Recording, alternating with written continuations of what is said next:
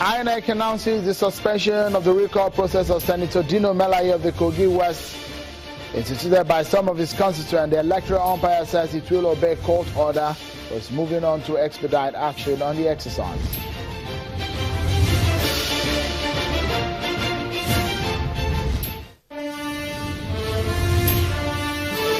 And 24 hours after the Supreme Court judgment on the PDP, Senator Limadu Sharif Group says it is in shock over the verdict, while Senator Makarofi Group extends a hand of fellowship.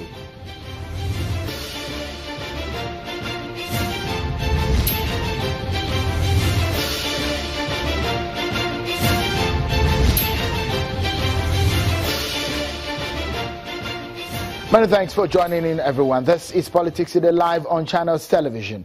I'm Sean Wakimbaloye in Lagos. Well, let's tell you again now that it's 68 days, that's 67 days on, since President Muhammadu Buhari left for London on a medical vacation. We wish him quick recovery and sound health as we expect Nigeria's #1 man back into the country as soon as possible. Well, let's bring you some news coming in from the nation's capital, Abuja, where the Independent National Electoral Commission, INEC, has agreed to suspend the recall process of Senator Dino representing Kogi West Senatorial District at the Senate. Well, some of the constituents had petitioned INEC asking for the removal of the lawmaker. He has since challenged the move, and now the electoral umpire says it will obey the court order and maintain status quo. This means Senator Melaye's recall process will be stalled. And I'll read from the statement released by the Commission today after his regular weekly meeting. It goes, and I quote, "As a responsible, law-abiding institution, INEC will comply with the order. However, the Commission has also decided to take immediate steps to vacate the court order and for the matter to be heard and determined expeditiously."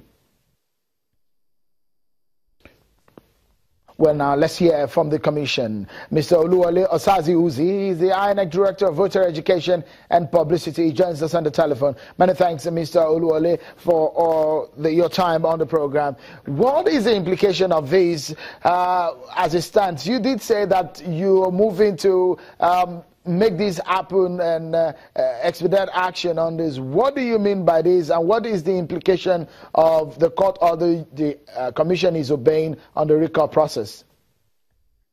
Well, good evening. Thank you, Sean, for having me on. Our understanding is that I think the words are fairly clear. We should maintain the status for all parties, not just INEC, but the plaintiffs, the distinguished senators, should also maintain the status quo.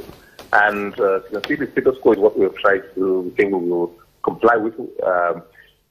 We will not take any steps that will prejudice the hearing of the substantive case, which is the removal of attempts to conduct a referendum.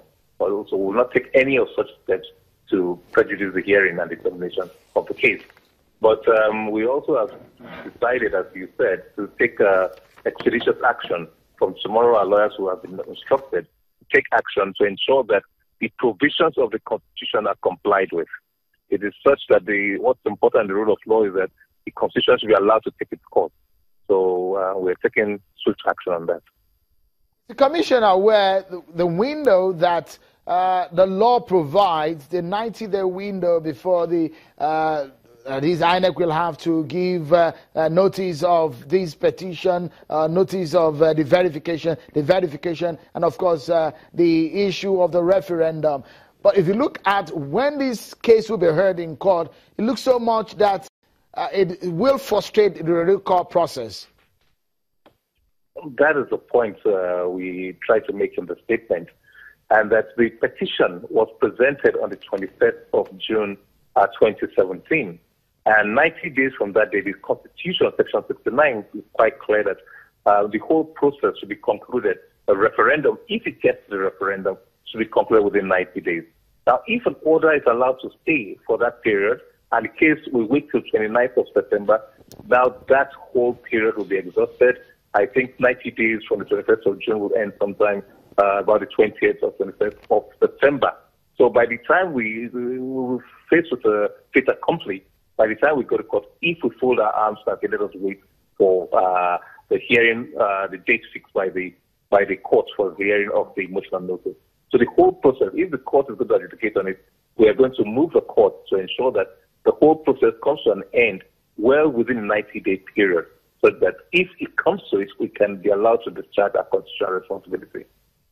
Mr. Oluwole Osazi is the Director of Voter Education and Publicity at INEC. Many thanks for talking to us on this one. Just wanted to get some clarity on what the INEC stance is on this one. Let's get some more perspectives on the matter. Mr. Daniel Buala joins us from Abuja.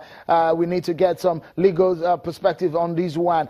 Legally speaking, what does this mean, considering that the window to have the process done is 90 days, and now the case looks like it will rubbish that timeline? Well, thank you for having me. The fact of the matter is that we even have to look at the status quo order that the court has given. Is it status quo to maintain status quo or status quo antebellum? Because there's a distinction between status quo and status quo antebellum. If it is maintaining status quo, then at the time the order was given, INEC had already commenced the recall process, and status quo can be construed as INEC continuing what they have been doing. But if the court said it is status quo antebellum, then what it means is that parties should maintain status quo even before the dispute arose for which the order was obtained. But you see, the constitutional provision of maintaining within 90 days to begin the petition and conclude it must also be seen in the light of the matter that is before the court. Now, the INEC, even though they suspended the recall process, but as soon as they activate that application to vacate that order, interim order lasts for only 14 days. It means even before the date for the hearing of the matter, from when they institute that, when they file the application to set aside that order, after 14 days, naturally, that order of status quo will have elapsed. Looking at how tedious and how tough this process of recall is, legally speaking, what do you see? We know just how the judicial system in Nigeria is. On this one, there is a timeline. There is a window given by law, Nigerian law. What do you foresee in all of these playing out?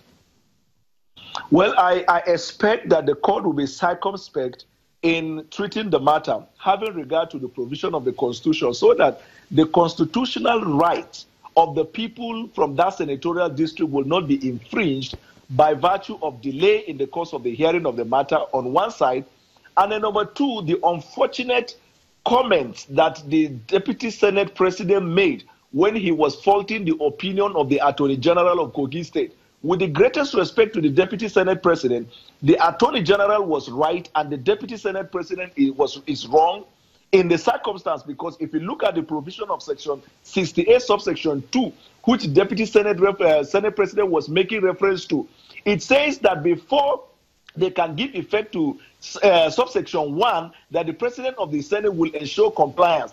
If you look at it from the beginning, it talks about when a member ceases to be a member of the Senate or House of Representatives, when he becomes a commission, a director general, when he becomes a vice president or president, whatever it is that you see mentioned there, and the evidence which the Senate president or member of the Senate will present as a ground before that member can be recalled, is that document. In the case of INEC, it is the letter stating that the provision of the Constitution has been complied with by the people for a senatorial district. If the person has become a director general, let's say, of a commission by government, the evidence is that appointment letter by the federal government. If the person has become vice president, the evidence will be certificate of return from the INEC. So I see no reason why the Deputy Senate President will bring his CV to fore and attempt to fault an opinion given by Attorney General of a state.